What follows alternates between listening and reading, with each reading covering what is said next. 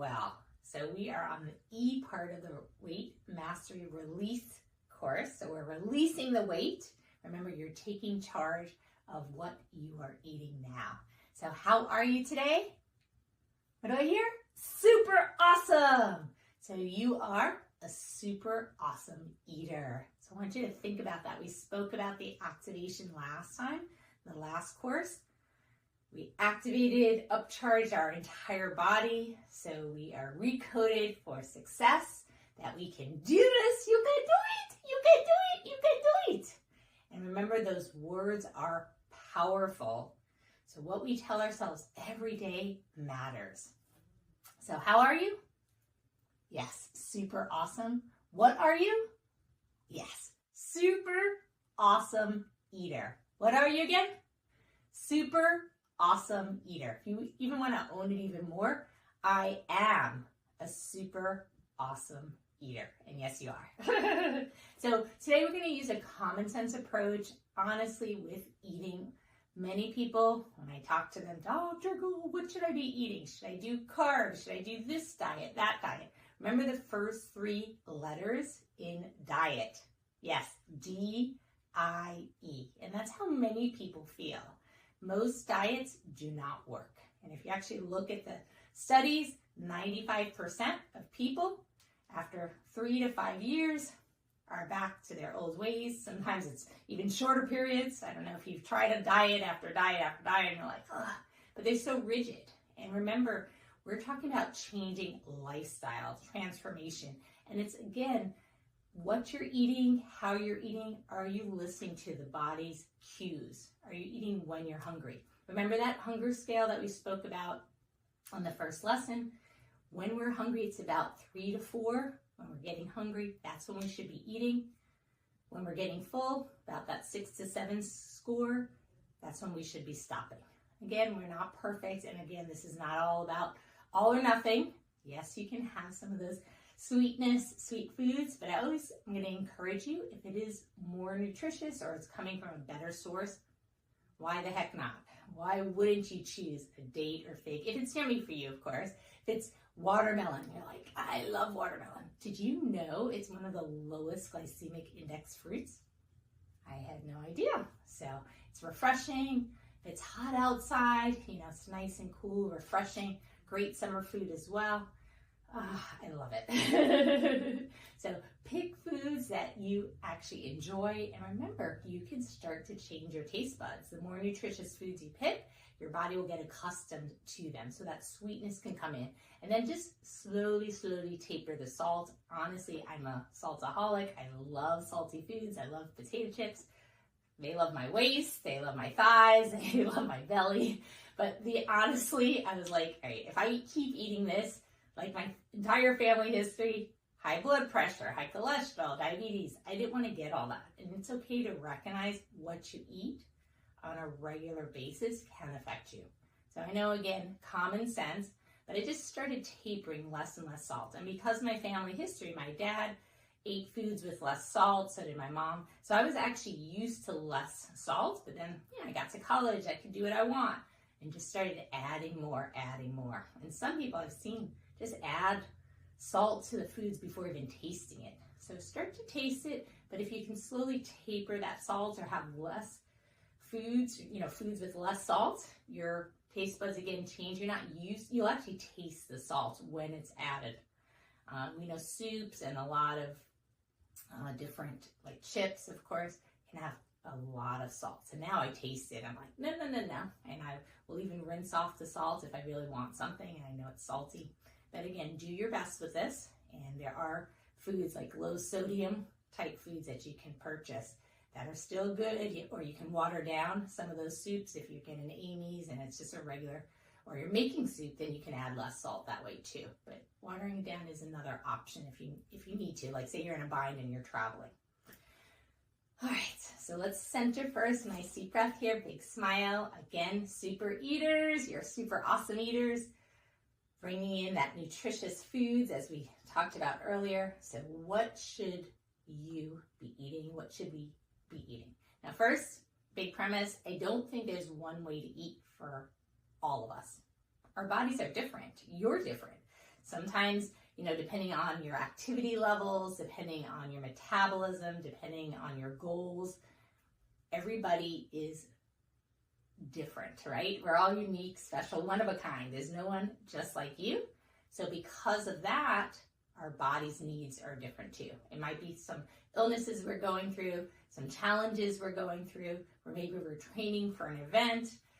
We are just dealing with different things, maybe hormonal issues. So remember, our nutrition, our foods can help balance our hormones too. And that's why it's so, so important. It's key aspect of this is, again, that upgrade. We go into our bodies and ask it what it actually needs. Because sometimes you crave certain foods. There's probably a reason. And again, can you upgrade? Because sometimes you might say, Dr. Gold, I'm craving the food, but it is junk food. And I get it, because I love junk food too. It tastes good. That's why a lot of people eat it. It can be affordable, convenient, easy to get. You just go through the drive-thru.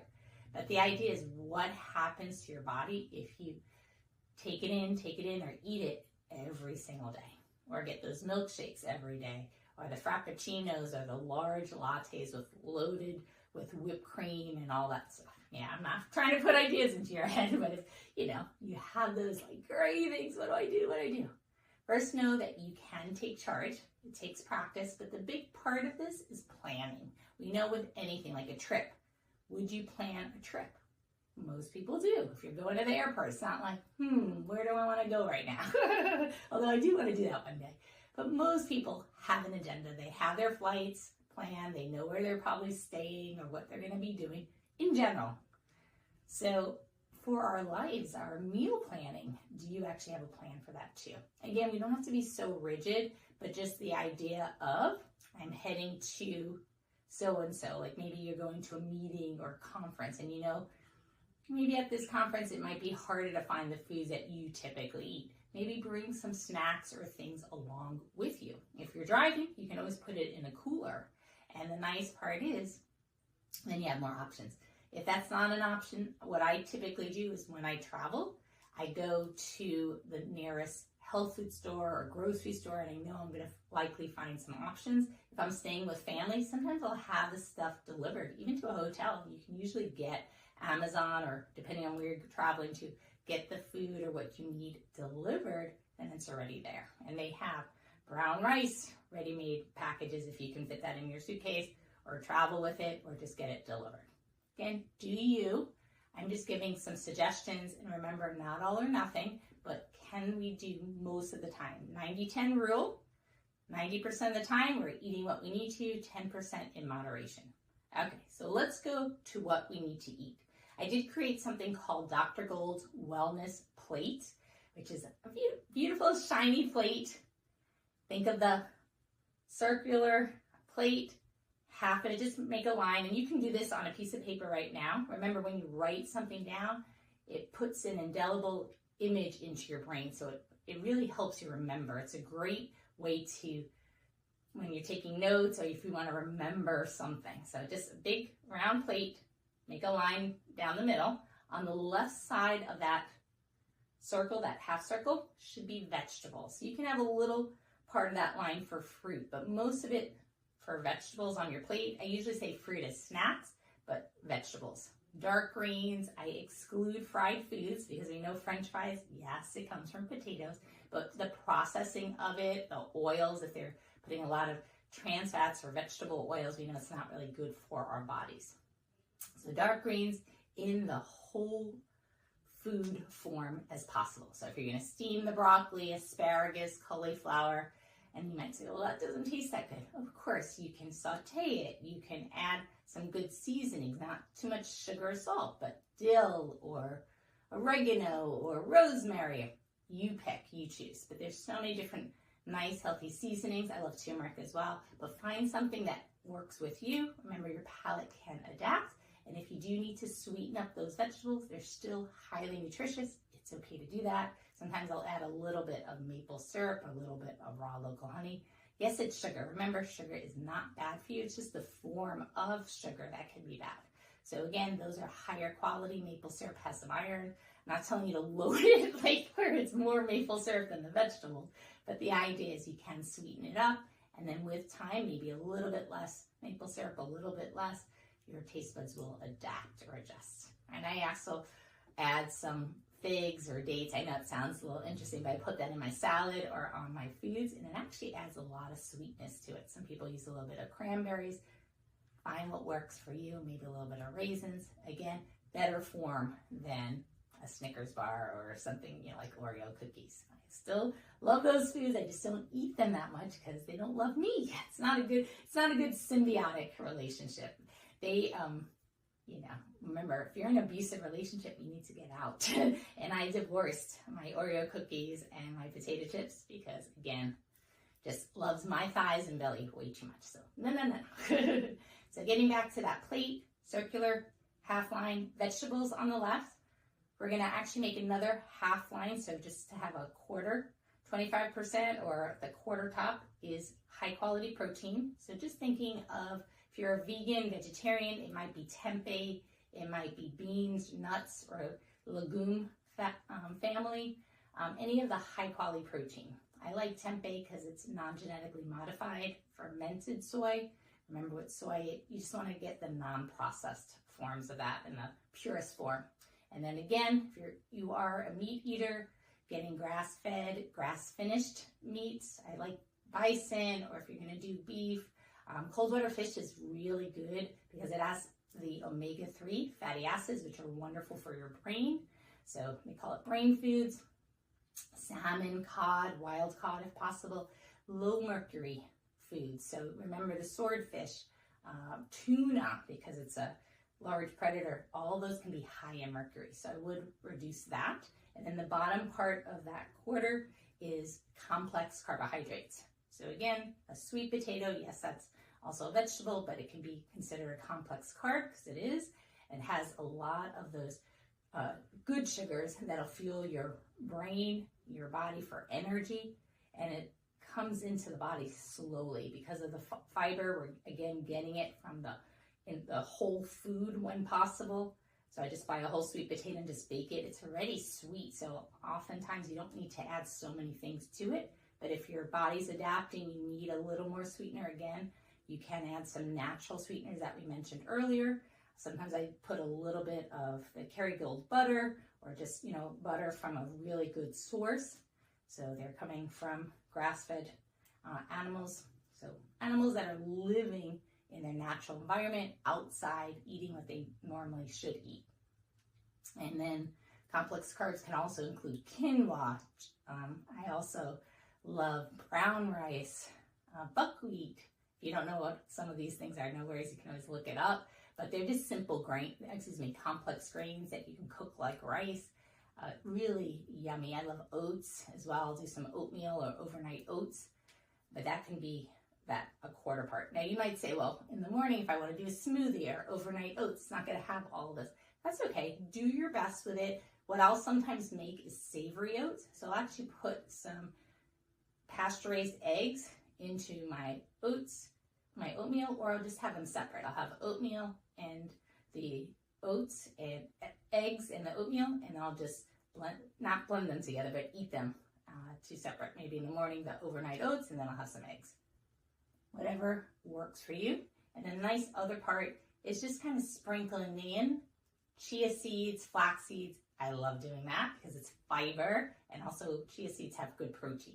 So as we mature, get more sophisticated, as we get older, we do want to make sure our levels of protein are high. Why? Because it balances the sugar. We don't want our sugars to just go really high, really low, because then our body has to compensate. If you drop with your sugars, you can feel exhausted, and that's not fun for our hormones, not fun for our quality of life. So good to bring in the love. Let's take a nice deep breath in again, and exhale out. So I'll include my Dr. Gold's wellness plate so you can actually see a picture. I'm very visual. So again, that full round circle, line, cut down the middle. Half is mostly vegetables. You make another half on the right side for your high quality protein and complex carbs. Let's see that plate. And the nice part with this plate, you can compare it to your plate as well. So like, oh, I don't have any vegetables. Can I add something. So instead of saying what you can't eat, what we're talking about is what you can. The other part on the side note is water. We want to hydrate. We want good electrolytes with that water. Half your body weight in ounces is kind of a general rule of thumb. However, if you're competing in endurance races, I don't know if you guys saw Arthur the King. Oh my God, that was such a good movie. If you're interested, I digress. But you know, they are doing it took them 5 days to finish this race in the Dominican Republic, and it's just a lovely story about the dog named Arthur and the bonds between this endurance runner.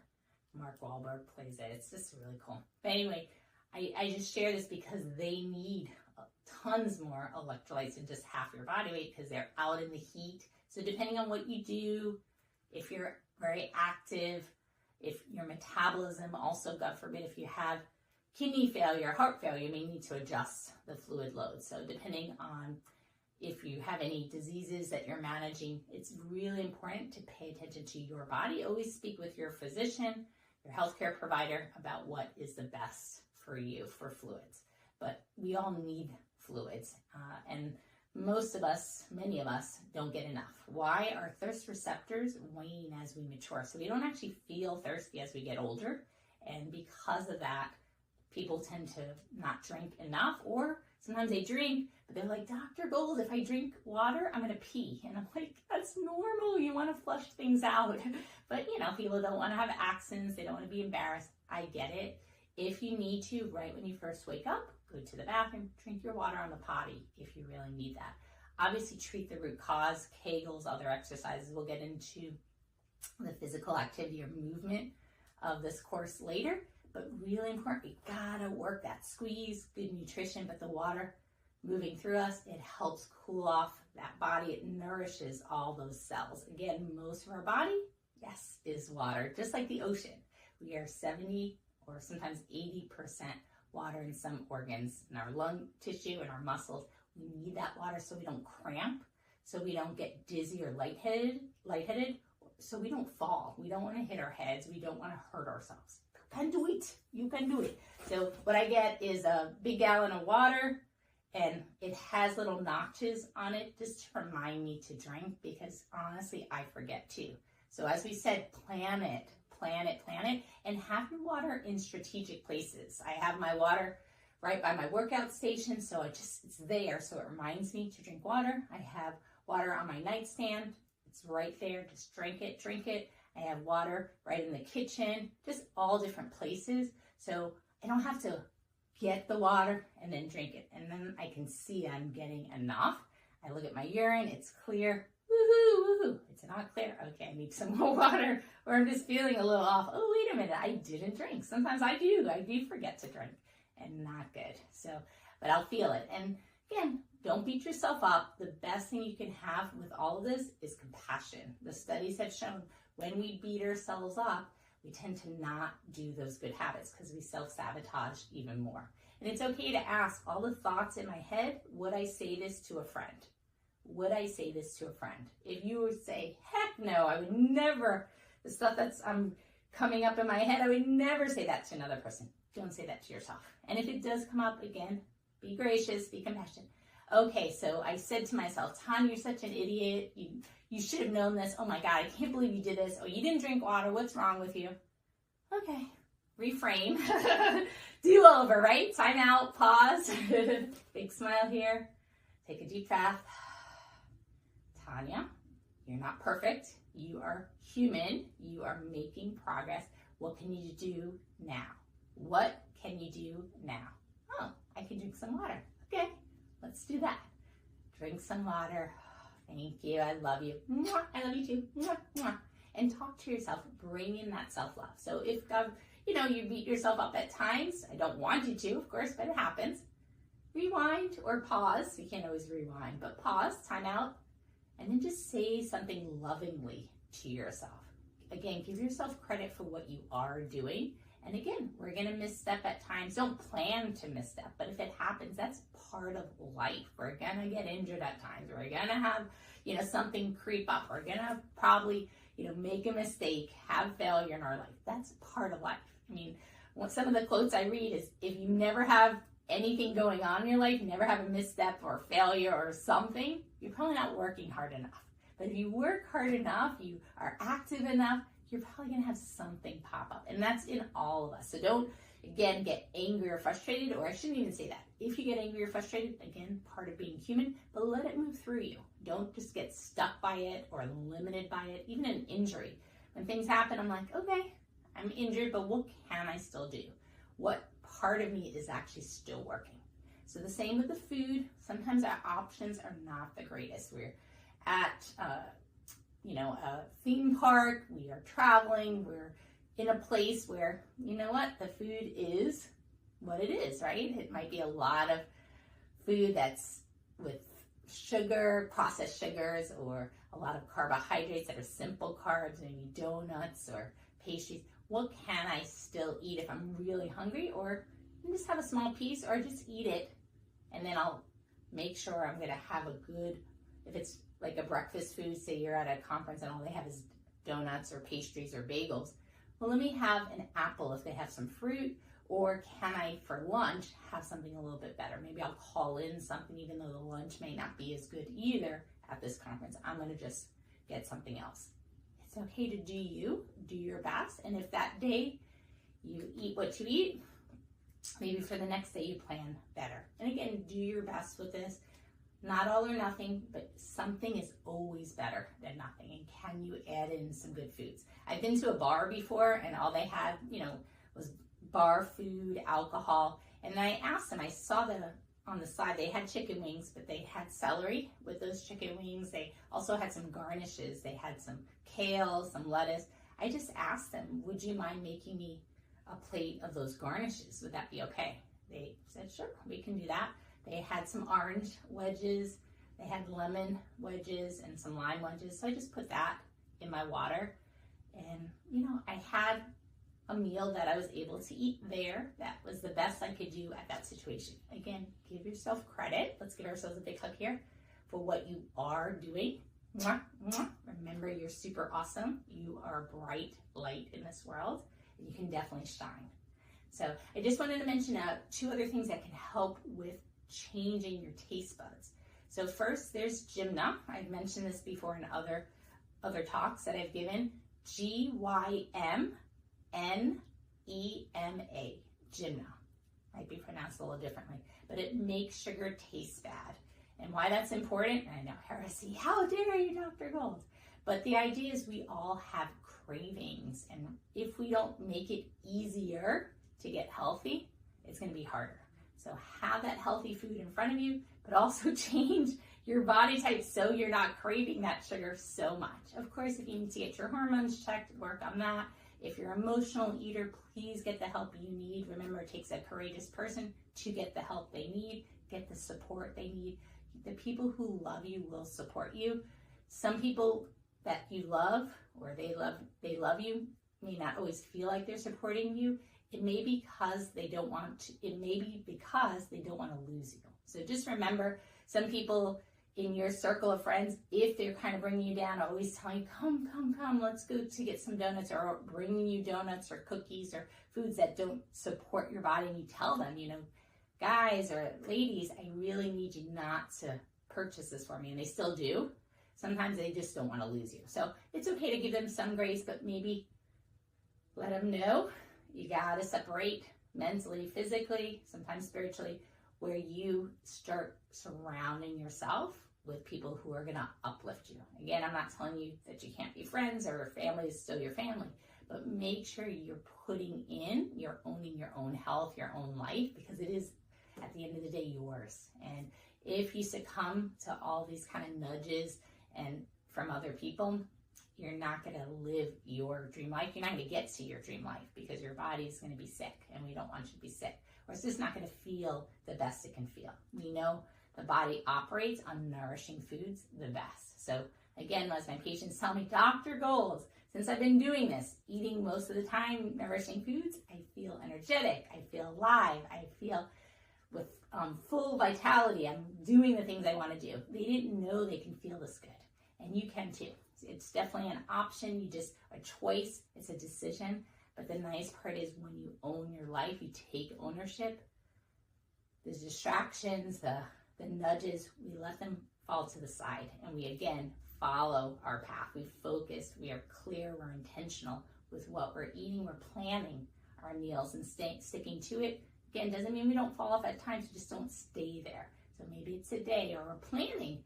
It's okay, maybe a few percentage of the time, right? What is that 90-10 rule? So 10% of the time in moderation, we can plan to eat what we want to eat, just not in crazy amounts. Maybe eat it with those people that are like, come on, join me for ice cream. But it's not about deprivation. Remember, what you tell yourself you can't have, that's all you want. You can have as much ice cream, as much chocolate, or as much this that you want. You're just choosing to eat the good foods. Again, when you decide not to do those, you eat all the junk food, that's when you get sick.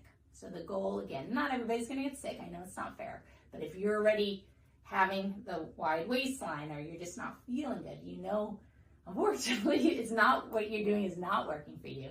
You gotta go in the direction that will. And there's loads of examples of people doing it and keeping or releasing the weight off permanently, because this is about permanent weight release. I don't want you to lose the weight so you can find it again. No. Okay, so bring in that love, the joy, happiness.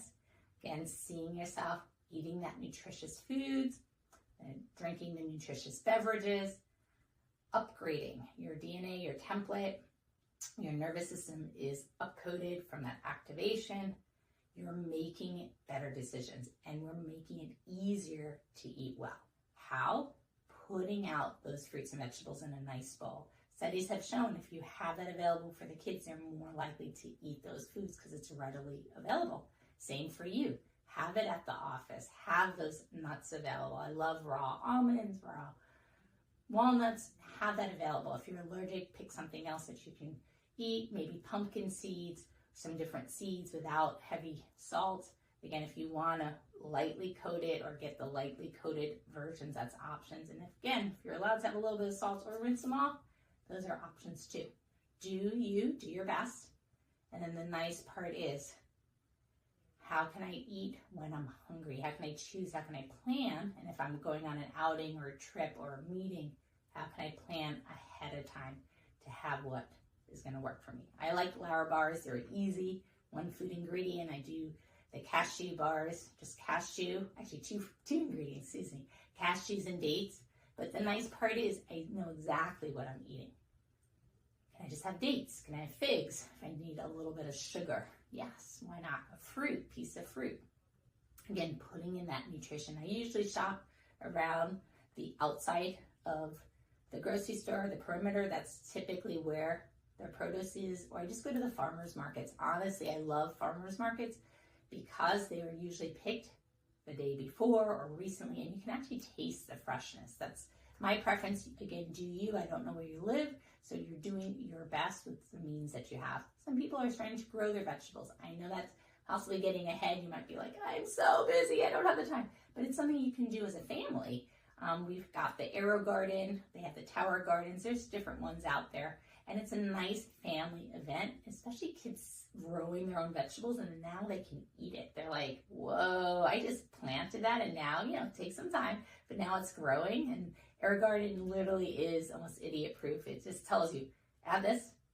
And I had a black thumb, so did my husband, and we're like planting lettuces that are growing, and they taste so good, and it's right there. You're, cutting it and eating it. It's just so amazing. So I love that feel. And that's how our great, our ancestors ate. Remember, you're descended from warriors. You are a survivor. Your body, your genetics survived famine, war, natural disasters. You're still here. There is a reason for that. And again, remember, you are a beautiful light in this world. So we're just going to shine our bodies. Let's take another nice deep breath. Seeing yourself, eating well, owning it. How are you? Super awesome. Who are you? Super awesome eater. Yes, you are. You got this. Let's take another nice deep breath. Lots of love here. Hand over your heart. Bring in your intention. Bring in the intention for your life, knowing that you can definitely thrive. You can soar like the wind, like a beautiful eagle. Amazing. Amazing! It's Dr. Gold. Thank you so much for joining me in Eating Well, part of Weight Mastery, and you again are just a beautiful light. Remember, your health matters. Toodles! Mwah!